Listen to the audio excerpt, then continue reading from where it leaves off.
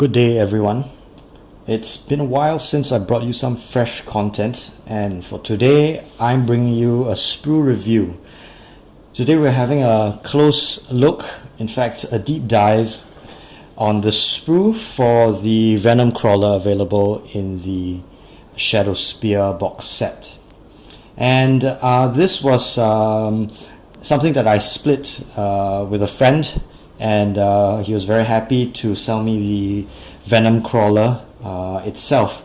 I'm actually waiting for the multi-part Chaos Space Marine kit and the other multi-part miniatures, but I couldn't resist the Venomcrawler. I think it does provide a very nice base for conversion and kit bashing.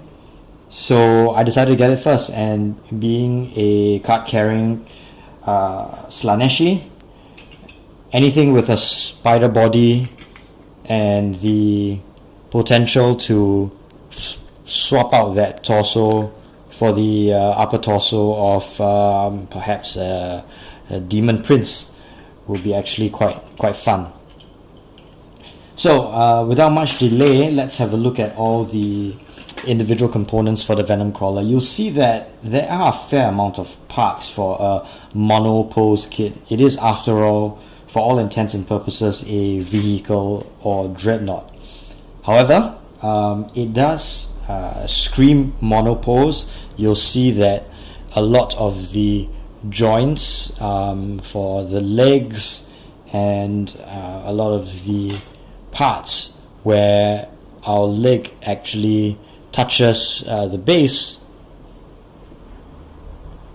we have fixed positions for everything, and therefore we won't be able to change the pose of this Venomcrawler much. Something else on cursory inspection, we do have very nice terrain pieces, and you'll see that we have quite a fair amount of very nice points of interest on the Venomcrawler itself. I believe this would stick out a fair bit from the base and have the Venomcrawler actually place one foot in that peg over there. So let's have a closer look at what we have. The first thing that jumps out at me are these very nice body pieces, and what I found after having a closer look at this is that the body is actually quite spherical. I had expected it to be almost pointed on the end like a spider. However, this Venomcrawler body actually is, you could actually summarize it as two spheres, almost like a peanut.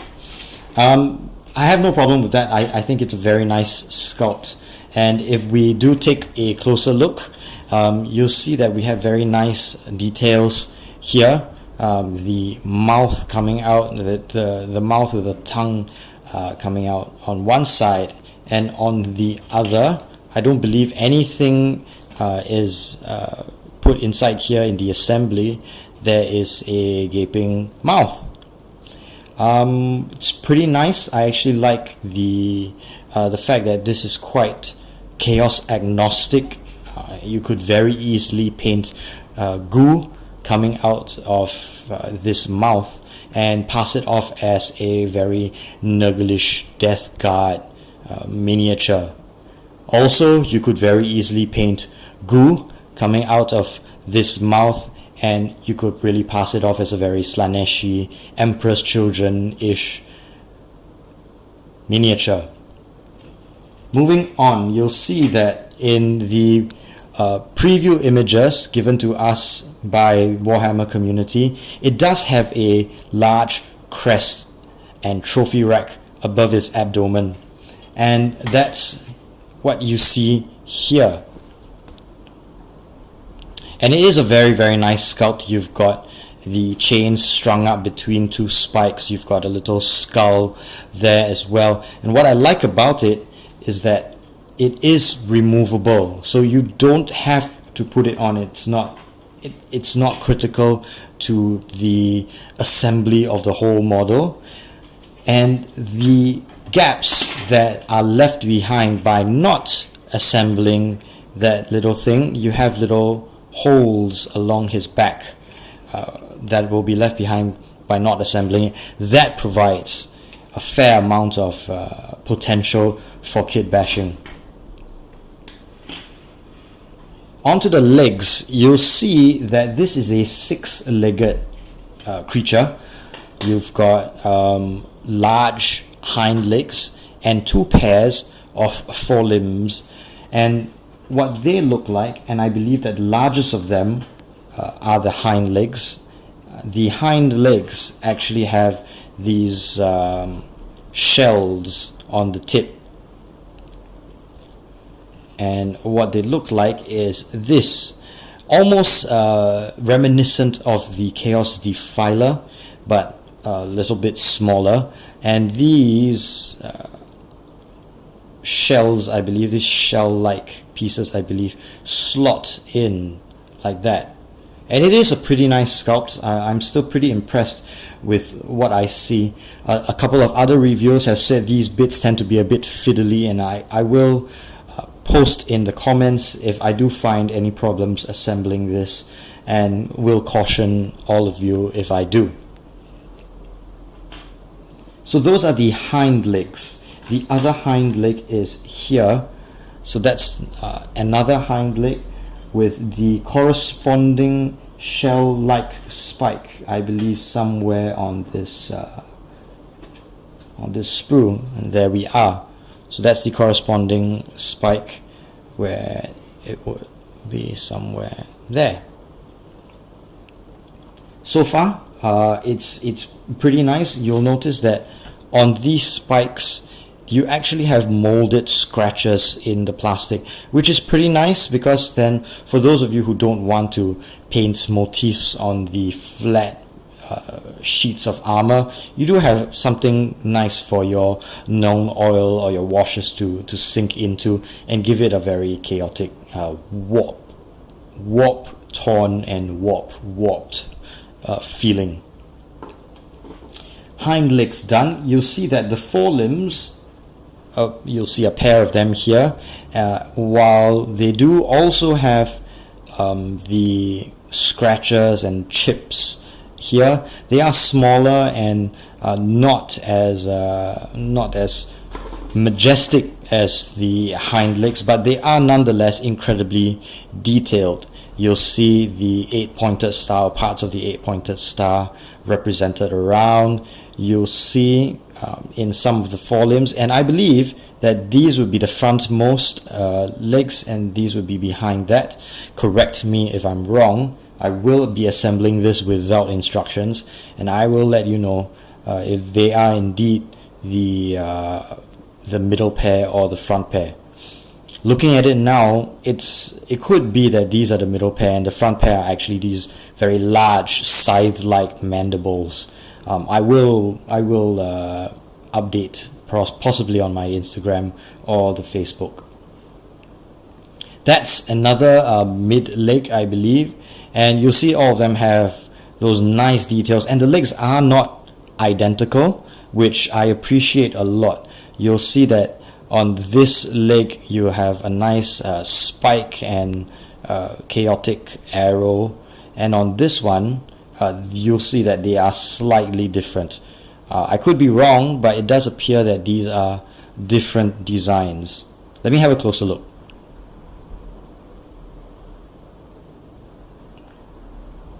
No, it would appear that they are, for all intents and purposes, identical. So, I retract that statement. These are identical all the way down to the scratches on the armor. They seem to have identical corresponding scratches on each piece of armor. So that's something that you may want to consider. It does give the potential, they might be mirrored, but it does give the potential to cut these out, clip them out, and put them on the feet of perhaps a dreadnought, or even one of the obliterators. That might be quite interesting to give arachnid feet on some of your chaos characters. That provides a fair amount of kit bashing potential. Moving on, you'll see another thing that catches my eye are these tentacles. And from the preview images, these tentacles actually come out from underneath the head, the face of the Venomcrawler. And I'll move on to that later. That's quite an interesting piece of sculpting. So these, you'll see, are not identical. They do have a fair amount of very interesting rhythm attributed to them, and it is very, very nice. These are very nice parts, and these mechadendrites could actually be very interesting if you put them on perhaps some Iron Warriors, Warsmith, or something similar. You could actually possibly pass them off as Slaneshi tentacles as well, which that's exactly what I'll be doing. You'll see more armor plating for the forelegs. I believe these might be armor plating for the hind legs. Can't really tell at the moment, but they do appear from the sort of elbow joint that they might just fit over the hind leg right there. So time will tell. I'll see, and when it's fully assembled, I will post a video. So again, these legs do have chips and scratches, and again, they do look pretty similar, but they are not identical. I think these are two parts of different legs. They would have corresponding parts somewhere, and there's this piece that would possibly be the other half, this one.